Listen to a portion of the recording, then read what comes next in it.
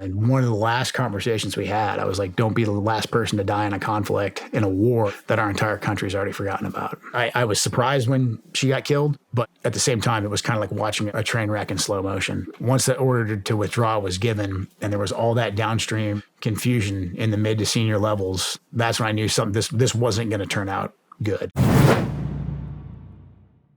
I was going to go to Ground Branch and continue on with my career, and she was going to be a psych, stay at home with the kids, going to be much more stable. We kind of had to adjust really quick because she knew that a deployment was coming up for her element that she was a part of. And she hadn't deployed for a couple of years because we were having kids.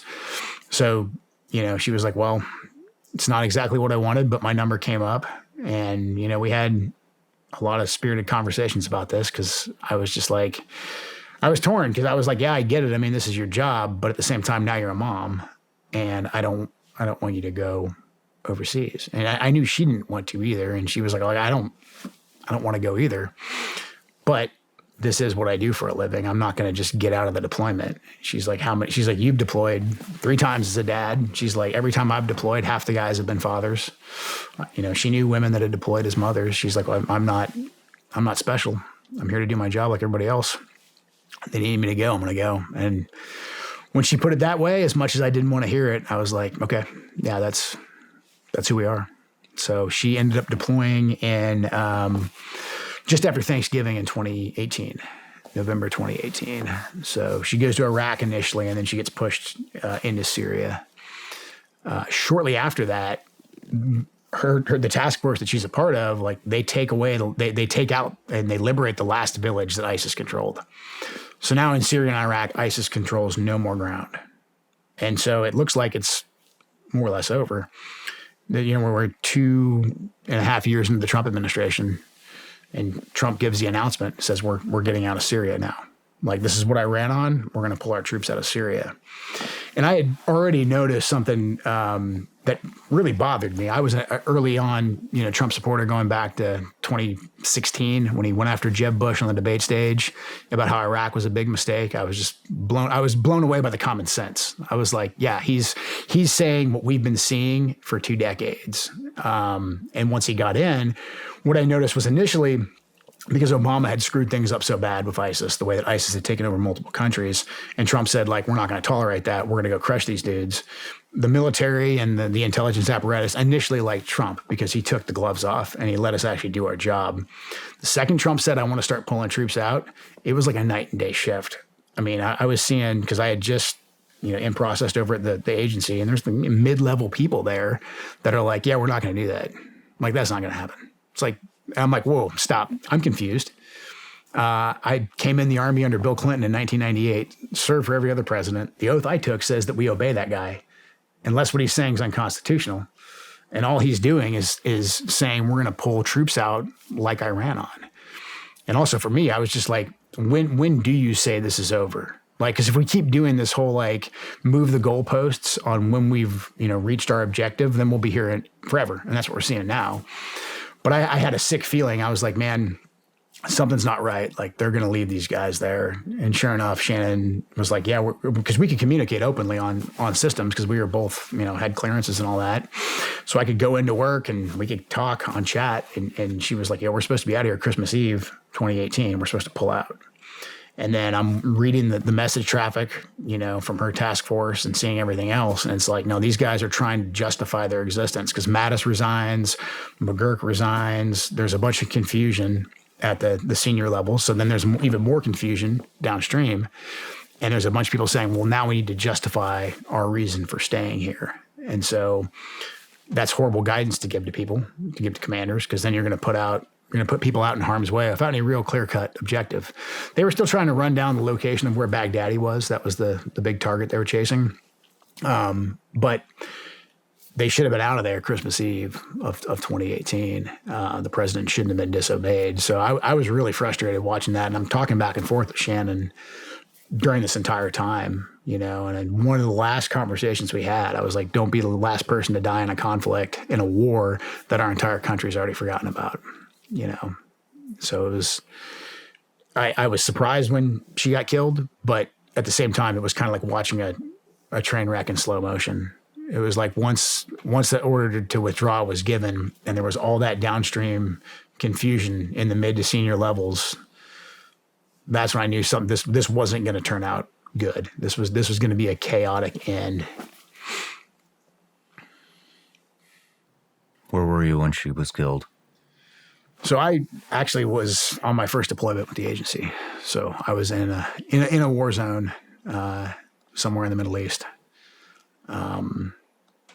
So I had selfishly decided that I was going to do a quick trip while Shannon was deployed. So my parents came and watched the kids, and I was eager to go be a paramilitary operations officer. And so I did my first deployment. And so I was downrange when she was killed.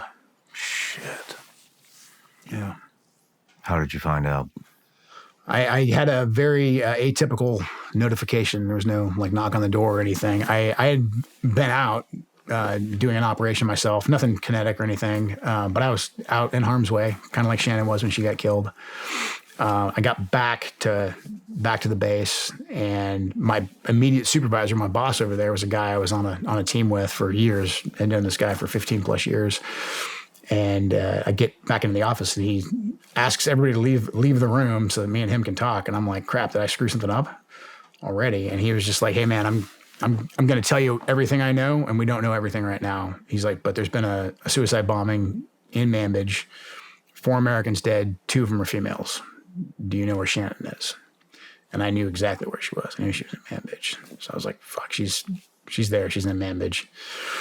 There's not a lot of women in our profession. There's a couple, not a lot. And so I already knew then that the odds weren't good. So we spent the next hour trying to get a hold of the task force there in Syria to get confirmation. And we got confirmation within an hour or so. And then I had to make the decision because I knew what was taking place back at home. I knew that they were going to have to notify Shannon's parents. I knew they were probably looking for me too. So I had to call her command back at home and say, hey, I've been notified. Don't bother going to my house because there's nobody there. But I made the decision that I wanted to be the person to tell Shannon's parents as opposed to just somebody randomly knocking on the door. So I called from the Middle East. I called Shannon's dad. I couldn't get a hold of him. And then I called Shannon's mom and had to tell her that Shannon was killed. Man. Yeah. Yeah. Worst phone call I've ever had to make. How did your kids find out? When I came home, I told them. They were 1 and 3 when she was killed.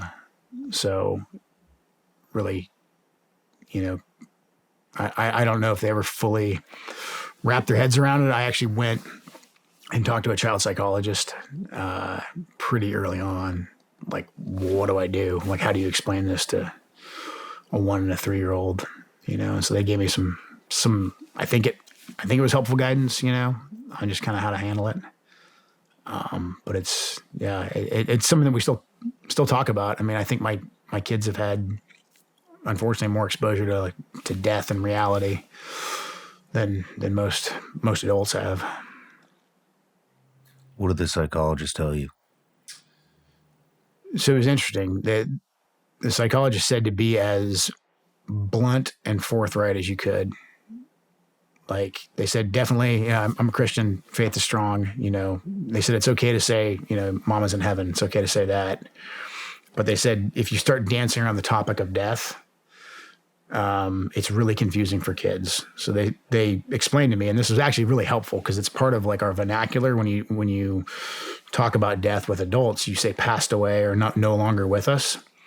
And that's really confusing for kids to hear because what is passed away? What does that even mean? And no longer with us, does that mean they just walked out of the room? There's this innuendo that they're going to come back. So that was what the psychologist said. Like he's like, as painful as it is, and it still is to talk to my kids about it. Cause it's like, you have to just say that she's dead, and as they get older, you can explain to them how she died. But they said, if there's any ambiguity in it, it really can confuse the kids. Man. Yeah. Yeah. Do you want to talk about how she was killed? Yeah. So she was killed by a suicide bomber. She was in Manbij doing an intelligence operation, kind of piggybacking with the special forces team that was out there. So they were at I think a fairly well-known portion of Manbij. I'd never been to Manbij myself, but a fairly well-known area in the city center. And it's one of those things where you got to be lucky every time you roll the dice, and the enemy only has to be lucky once. I mean, I think that ISIS had suicide bombers in that area because they knew Americans were in that area. And so her and Scott Wirtz, former SEAL, and John Farmer and Goodyear Ta, the Syrian American linguist, were kind of standing in an area right before they got in their vehicles. And it's on the streets. There's, people walking around and all that. So it's sort of permissive, but not fully permissive environment. And a suicide bomber came up to them and detonated himself, killed the 4 of them and wounded quite a few more. Scotty was a good friend of mine. Was he really? He was. Oh, wow. Yeah. Man. Shannon really had a lot of respect for him. Yeah. I'm sorry, man. No matter where you're watching Shawn Ryan Show from, if you get anything out of this, please like, comment, subscribe, and most importantly, share this everywhere you possibly can. And if you're feeling extra generous, please leave us a review on Apple and Spotify podcasts.